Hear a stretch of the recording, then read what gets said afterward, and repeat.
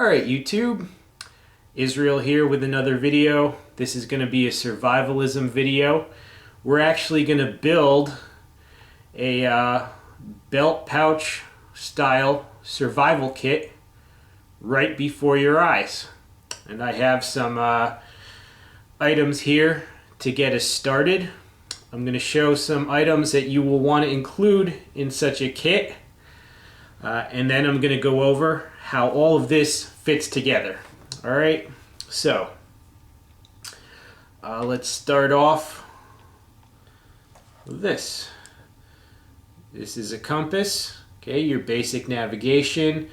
It glows in the dark, so if you drop it at night, you can find it again. And here's a signal whistle, okay, that's your auditory signaling. And it's bright safety orange again, so if you drop this, you can find it. Here we have your light. This is a Swiss light, and I believe these go for about $15. Has 3 settings, okay? Your light, and a brighter light, and oops, that turned it off. And the third time you hit it, it will actually, there you go, the strobe effect. If you click it 3 times, it does the strobe, which you can use to signal, okay, from a great distance away at night. So that's pretty neat. And here you have one of the smallest functional lighters you can get, okay, a Peapod type lighter from CountyCom.com, and does it work? Let's see. And there you go. It works quite well. All right.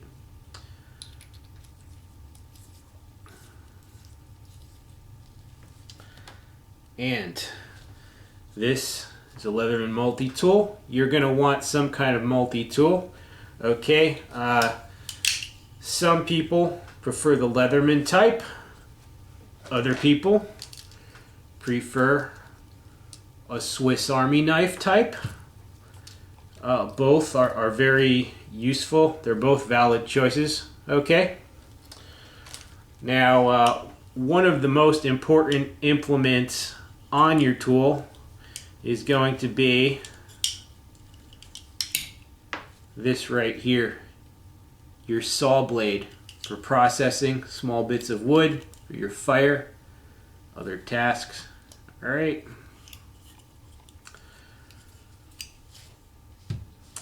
So what do we have here? We have some light and signaling, visual signaling, auditory signaling. We have a tool. We have navigation. We have fire. Okay, but what else do we need? All right, well, how about some more signaling? This is a signal mirror for daytime visual signaling. All right, signal mirror. How about a little bit of shelter? Space blanket. All right, put that right there. Wrap it around your body, reflects body heat back to you. All right. Now for the fire section, you know, fire is such an important aspect of survival that you need to be redundant in your kit. In other words, you have to have more than one source of fire. So what do I have here? This is just my own homemade version of Ranger Rick's Pocket Firestarter. Okay, it's just made from the top of a Bic lighter, actually. All right. And it makes sparks, and let's see if it works.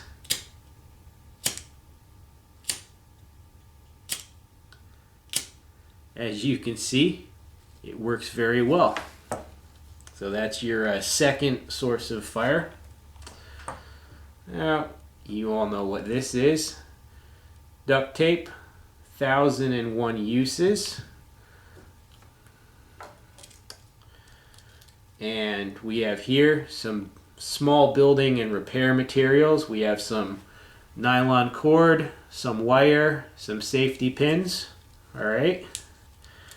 And, you know, speaking of building materials, what's this? This is my Paracord bracelet, which can be unraveled and used for cordage. All right. Here, some hand sanitizer to prevent infections. All right. And we've got some Band-Aids for smaller lacerations. All right. And for bigger wounds, a roll of gauze. Okay. We have, for more disinfecting power, some Neosporin. All right. And we've got water purification tablets for your water needs. This is a second skin liquid bandage. You basically paint it on and it basically disinfects and it acts as a band-aid. Okay. We have here a pill sorter. This is some over-the-counter medications, painkillers, and some prescription painkillers for stronger pain relief. Let's say you break your ankle, okay? You could take those. These others are just for headaches, toothaches, stomach aches, and there's some antihistamine pills here to deal with allergic reactions. And in here you could put whatever other medications you might need. All right, so pill sorters there.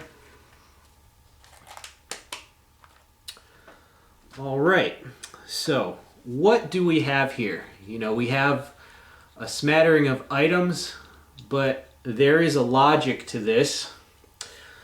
When you're constructing a survival kit, you know, you do it according to a priority of needs, okay? Let's rearrange this a little bit according to what it all is and does.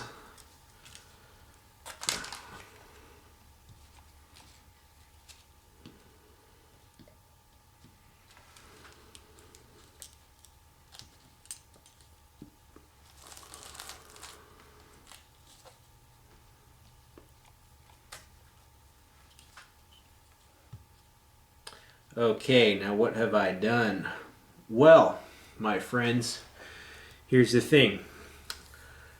You know, the most common way to die and the quickest in a survival situation is to die from exposure. That means either it's too hot and, you know, you have heat stroke, you dehydrate and you die, or it's too cold and you suffer from hypothermia and you die. So your first priority is going to be shelter. Now for a small kit like this, obviously, you know, you can't carry an entire tent or a sleeping bag and that stuff, but you can carry the space blanket, which can give you shade in the heat and can give you insulation in the cold. Okay? And, you know, with this tool right here, combined with these building materials, you can actually build, you can build your own shelter. All right, so this is just emergency relief for the moment until you can fabricate something. All right, so shelter, your first need. Your second priority in a survival situation is going to be fire. Okay, and that is this section right here. You have your two redundant lighters, and you know, this is a lighter, this is just a fire starter. You're either going to bring your own tinder if you live in a wet area, or if you live in a very dry area, you'll be able to find your own tinder to start with this fire starter. Your third priority is going to be water. Okay, now you've already got your fire stuff, so you can now boil you can boil some water to help purify it, and or you can use the water purification tablets. All right. So you've got shelter, fire, water. That's your immediate needs, and you know, your fourth need would be first aid type stuff. Take care of any injuries that might happen. Now, obviously, you're not going to be performing major surgery, so this mainly will deal with lacerations. Okay, you know, with this gauze plus this duct tape, okay, you know, you would first disinfect your wound, and then you would use this tool to cut this and cut this to make a bandage of any size that was necessary, okay? So, that's number 4, first aid considerations. And, you know, the last thing we have to do is get out of here. Get out of the survival situation. So, you can navigate with a compass, and you can visually signal during the daytime with the mirror. You can signal auditorially with your whistle, and this can let you read your compass even at night, and it can be used as a signal itself. Okay? So that is the logic, and the last group would of course be your building and repair materials. If for some reason you are not able to walk out or get rescued quickly, you know, you're going to be building shelters and things like that with these materials, plus your tool right here. Okay. Now, there is other stuff that you can include. Let me just make some room for it.